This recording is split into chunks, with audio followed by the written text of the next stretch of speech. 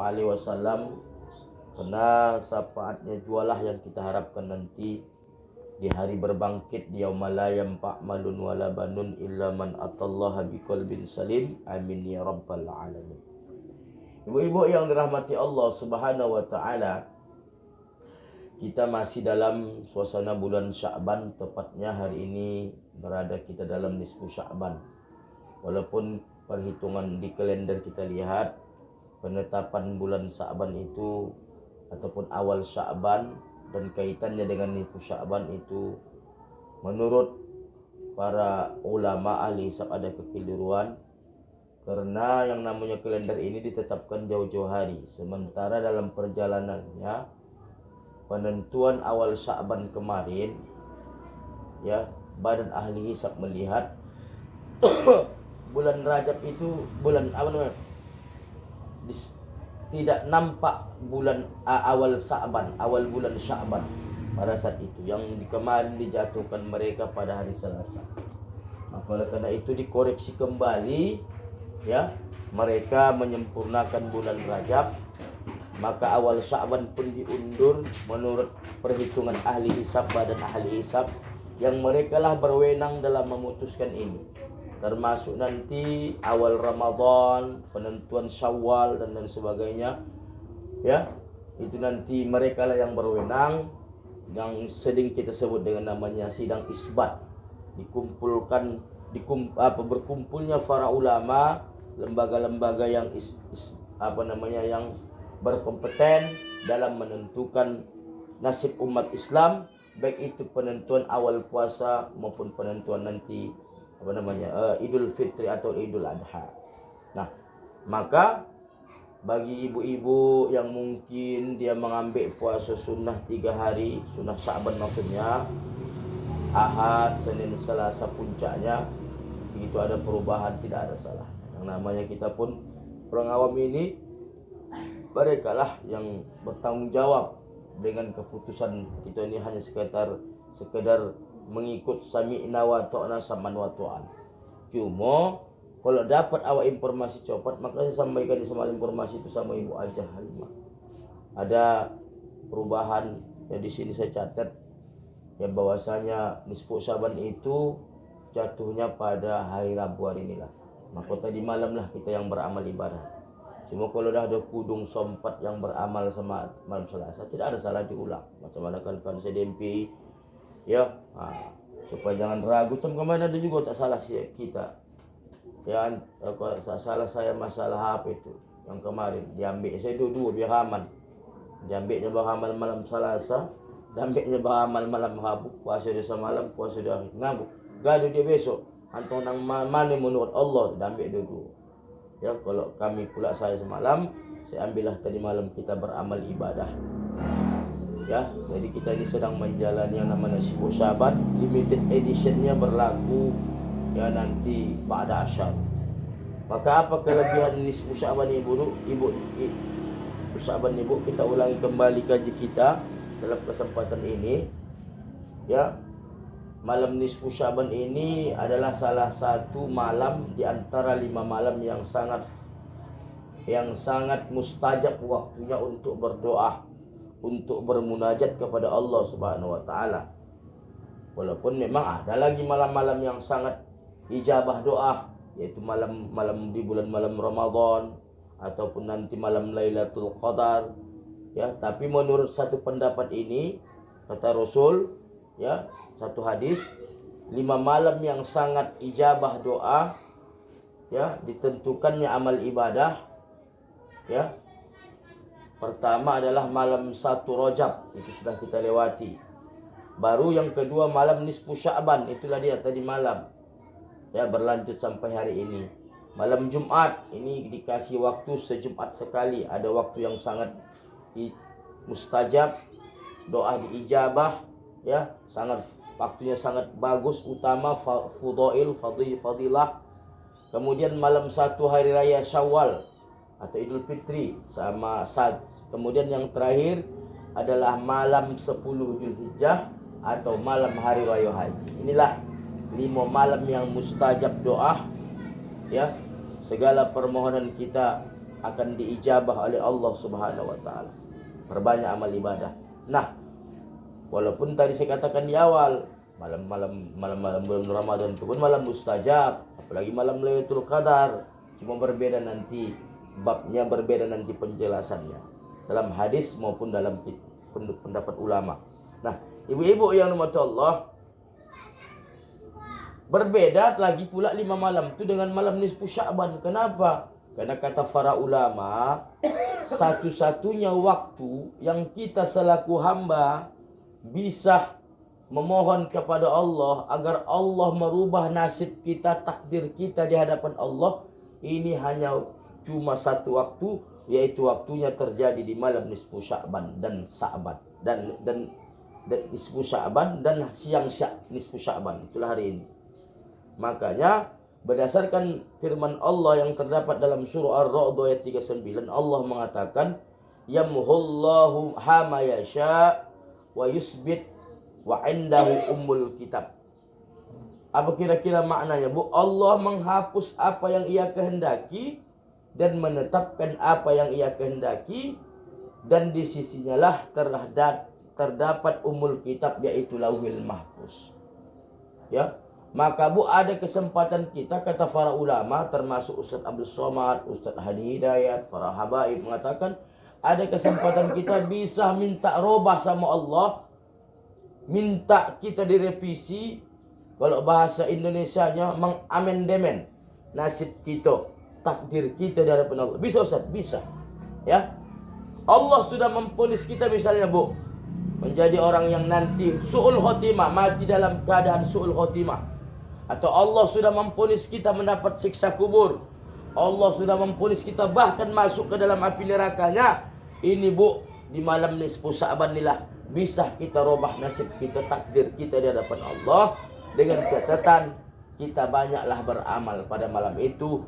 Termasuklah ada amalan yang terdapat dalam kitab kecil Majmu' Syarif. Kalau tak salah saya awalnya Allahumma ya Jamannal Qadir. Baca itu inti dari munajat itu, Bu, memohon kepada Allah. Ya. Termasuk juga lah ayat yang tadi saya bacakan itu di akhir doa itu, memohon kepada Allah, ya Allah, Engkau sudah memang tentukan takdirku. Kalau memang takdirku itu Kau tentukan jelek, maka ya Allah, dengan ketetapanmu tolonglah rubah.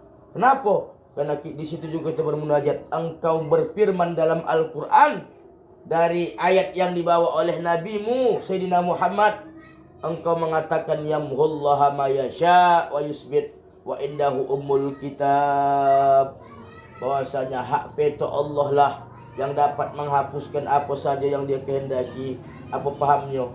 Allah bisa saja mentipek dosa-dosa kita, kesalahan kita lalu, dan apa yang Ia kehendaki, menetapkan dan apa yang Ia kehendaki.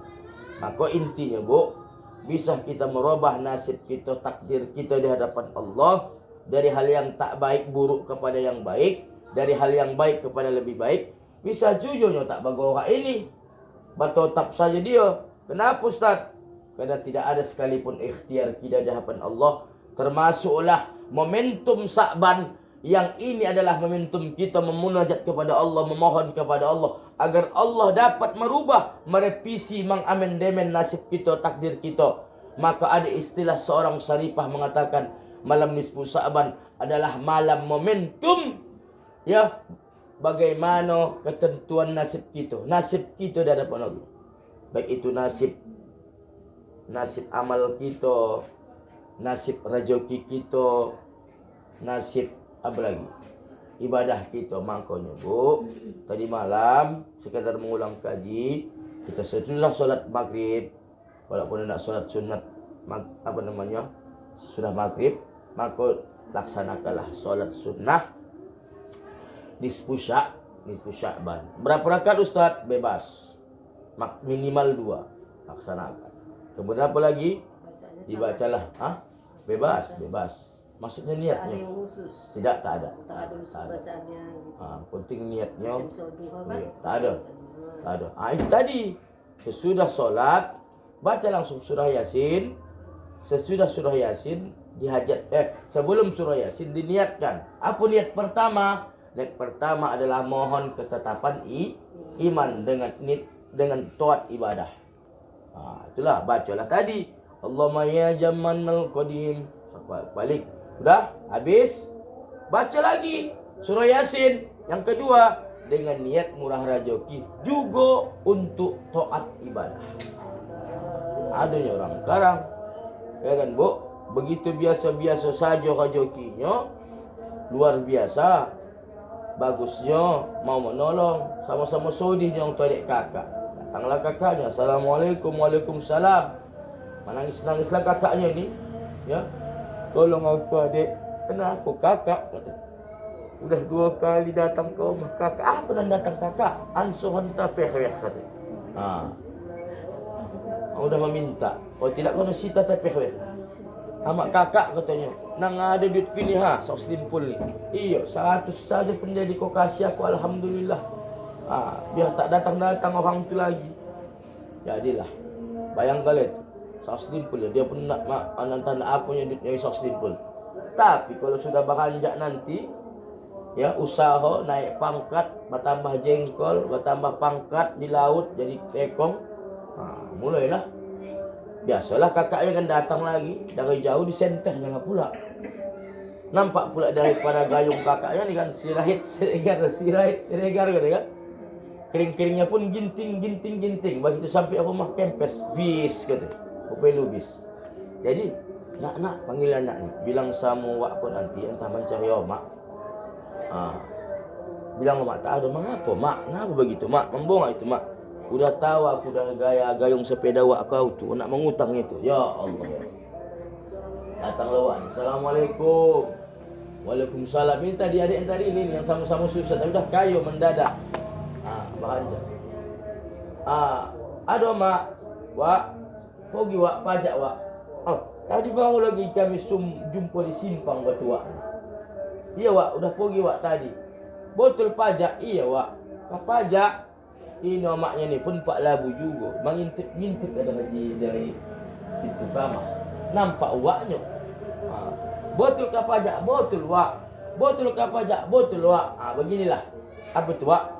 Kim salamlah sama mak kau bilang tadi wak datang. Dan sampaikan juga sama mak kau, jangan lupa kalau pergi ke pajak jangan tinggalkan kepala di samping pintu. Kan? Taruh di sini. Itu tadi. Jadi kita minta mohon rezeki kepada Allah agar Allah luaskan rezeki kita. Bacakan kembali tadi doa tadi. Kemudian yang ketiga apa niat Abu? Yaitu adalah ketetapan iman. Kita ni perlu ketetapan iman. Walaupun Rasul mengajarkan kita Allahumma inna nas'alu Allahumma ahyina bil iman wa amitsna bil iman. Ya. Wa akhrijna minad dunya ma'al iman wa adkhilnal jannata ma'al iman. Ya Allah, hidupkan kami dalam keadaan beriman dan matikan kami dalam keadaan beriman. Keluarkan kami dari dunia ini dalam keadaan beriman. Masukkan kami ke surgamu dalam keadaan beriman. Kita minta ketetapan iman sama Allah. Ya, karena tidak tahu kita hari ini gimana. Bisa saja Kang, sekejap saya sudah melenceng, sudahlah. Nah, ibu yang dirahmati Allah Subhanahu Wa Taala. Apalagi sepertiga malam kita tadi malam maksimalkanlah bangun, perbanyaklah solat sunat, ya solat sunat tahajud, solat sunat wudu, solat sunat hajat, solat sunat taubat terutama. Kenapa? Karena malam nisfu Sa'ban itu Bu, dari mulai maghrib tadi malam sampai asar ini nanti, ini adalah jadwal sibuknya malaikat-malaikat Allah. Kenapa? Karena Allah senantiasa bertanya, wahai Jibril, wahai malaikatku, kau jumpai tadi hajah tu ngapoi? Oh, hajah tu tadi seorang mengaji. Tadi malam seorang apa? Seorang baca Yasin. Malamnya seorang salat tahajud ya Allah. Makanya tadi malam sampai hari ini Bu, ini adalah jam-jam sibuknya malaikat. Senantiasa Allah menanya kepada malaikatnya apa yang sedang dikerjakan hamba-hamba. Termasuklah hari ini kita dapat catatan baik. Sedang apa itu? Si Topik tu sedang mengaji, ya Allah. Siapa kau dongah pendongahnya? Mak 5 orangnya. Yang lain tak jauh lah informasinya. Alhamdulillah lah Bu, kita dapat kebaikan. Jadi Allah Bu, mananya bukan Allah tu tak bisa langsung melihat itu hambanya Bu. Itulah Bu maha kuasanya Allah. Apa bahasa tafsir dalam Fathul Bayan? Ta'zimul liqudrati. Allah mengagungkan kudratnya. Bisanya Allah mengkerojokan. Tapi itulah Allah ingin menunjukkan kepada kita, Allah tu punya malaikat-malaikat yang bertugas. La ya'suna ma'amaruhum. Malaikat itu tidak pernah melawan, tidak pernah mengingkari apa yang diperintahkan Allah. Sami'na wa ta'na. Kau tengokkan itu, kau tengokkan ini. Maka inilah jadwal-jadwal tersibuk. Maka kata Rasul, ya Rasul, kenapalah, ya apa pendapatmu tentang nisfu Sya'ban? Apa kata Rasulullah? Zalika turfa'u bihil a'mal.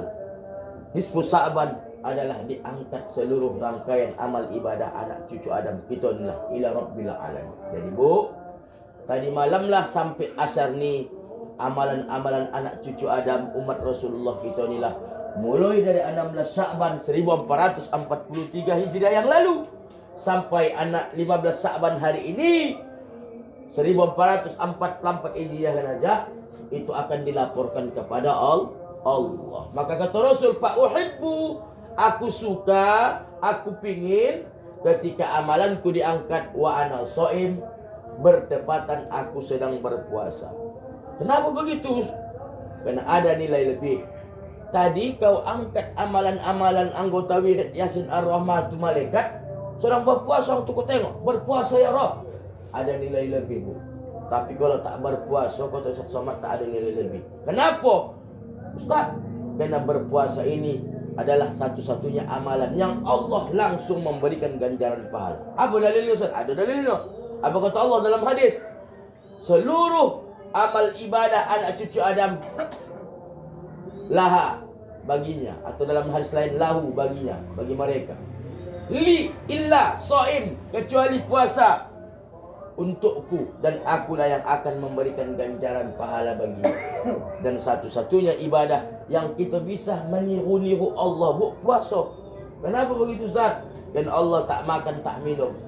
Kita hari ini tak coba tak makan tak minum, mulai dari terbit fajar sampai tenggelam matahari, walaupun tak maksimal seperti Allah. Kalau Allah Bu tak mengerjakan ibadah lain, tidak Ustaz. Allah tak solat, Allah tak zakat, Allah tak haji. Ya, dua ya amalan yang paling dikerjakan Allah. Yang wajibnya lah puasa. Itu pun memang itulah, memang Allah. Kemudian bersolawat kepada Rasulullah sallallahu alaihi wasallam. Maka kalau ditanya Bu, Allah lagi ngapain gitu kan? Kebetulan memang bulan Sya'ban ini turunnya ayat yang mengatakan innallaha wa malaikatahu yusholluna 'alan nabi ya ayyuhalladzina amanu shallu 'alaihi wa sallimu taslima. Sesungguhnya Allah beserta malaikat-malaikat Allah bersolawat, sedang bersolawat. Jadi kalau ditanya orang kita Bu, oh Bu, Allah lagi ngapain? Tak menguji dia. Siapalah susah Bu. Bilang ibu saja Allah lagi bersolawat. Kalau ibu bilang sekarang Allah lagi mengatur alam, Allah lagi menurunkan rezeki, Allah lagi duduk di singgasananya, di mana namanya? Di Lauhil Mahfuz atau di arasnya. Tanyanya ibu, eneng dalile mana dalilnya? Bingung mencari, adanya dalilnya. Tapi kalau kau bilang Allah lagi solawat, apa dalilnya Bu? Bacakan innallaha wa malaikatahu yusholluna 'alan nabi. Sesungguhnya Allah beserta malaikat-malaikatnya sedang bersolawat kepada Nabi. Apa begitu pahamnya? Karena yusollu tu fil mudharik. Kalau belajar dulu sekolah Arab, mudharik itu bermakna hal wal istiqbal. Allah sedang, sampai kapanpun, sampai hari kiamat Allah bersolawat kepada Rasul. Dah diamlah dia. Oh ya. Tak usah pala sibuk-sibuk. Jadi Bu, apa lagi? Makanya kata Rasul, bertepatan ketika amalanku diangkat selama setahun, aku sedang berpuasa. Ada nilai plusnya di hadapan Allah. Tadi malam Bu, sebetulnya kita pun disunahkan untuk bersedekah.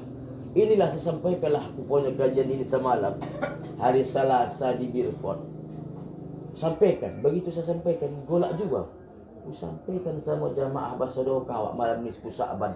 Gampang ya tinggal transfer. Tiba-tiba tadi malam siap sholat maghrib saya. Datanglah ke rumah tak pernah sejarahnya. Assalamualaikum kak, oh kak, ada bokas kakak di situ. Wah. So kamu main sama rumah. Jadi sama rumah. Aduh. Tapi apapun jadi kalaupun tak boras, begitu pula katanya. Eloklah duit kasih dek dulu. Biarlah boras tu. Eloklah duit kata apapun jadi katanya. Mungkin itu minimalnya itu apapun jadi. Mak pas betul dek apa yang ku ceramahkan tadi terbukti, tak apalah aku mengantarkan anak yatim. Datang sendiri domba anak yatim. Itu barokah aja. InsyaAllah mudah-mudahan. Tadi malam kata para ulama boleh juga kita bersedekah. Bahkan ada seorang muhabaib mengatakan, Bu, ada kita tulis nanti di dompet. Tadi malam sebetulnya berlaku ini. Habis maghrib sampai habis subuh. Kalau yang mangsa-mangsa penyimpanan duit lah. Kalau tak salah saya suruh As-Sot itu, surah As-Sot. Disimpan dalam dompet, dilipat, jangan dibuka-buka, jangan dibaca. Tempat di dalam dompet saya masukkan, di tempat tabungan, celengan, barang kas. Ya, dengan niat, dengan hajatan, ayat itu bermakna dengan berkaitan dengan rezeki. Itu Insya Allah As-Sot. Insya Allah rezeki kita sepanjang tahun itu tidak akan putus. Biiznillah juga semuanya. Biiznillah dengan izin Allah. Nah ibu-ibu, kena hidupnya. Hidup. Maaf, setengah jam juga Pak. Kita habis ini ya. Sudah habis tak suara. Surat apa kan Pak? Surah As-Sot itu buka. Kita puasa. Demikianlah kajian kita singkat hari ini, Bu. Ini sekadar supaya kita jangan sia-sia berkumpul nih. Ya. Mudah-mudahan insya-Allah kita sebentar lagi nak puasa Ramadan. Saya memohon maaf yang sebesar-besarnya. Tak sering kita berinteraksi bertemu dalam perwiritan ini menyampaikan ceramah. Mungkin ada perkataan saya yang tidak sesuai di hati kita. Di hati ibu-ibu sekalian, sudilah kiranya kami dapat dimaafkan. Al-Fakir pun begitu juga, insya-Allah. Pintu hati kita terbuka senantiasa saling memaafkan. Ibu-ibu tak apalah minta maaf, sudah saya buka pintu maaf jauh-jauh hari. Demikian yang dapat sampaikan. Kepada Allah saya mohon ampun, kepada kita yang ada mohon maaf. Wabillahi taufiq wal hidayah. Wassalamualaikum warahmatullahi taala wabarakatuh.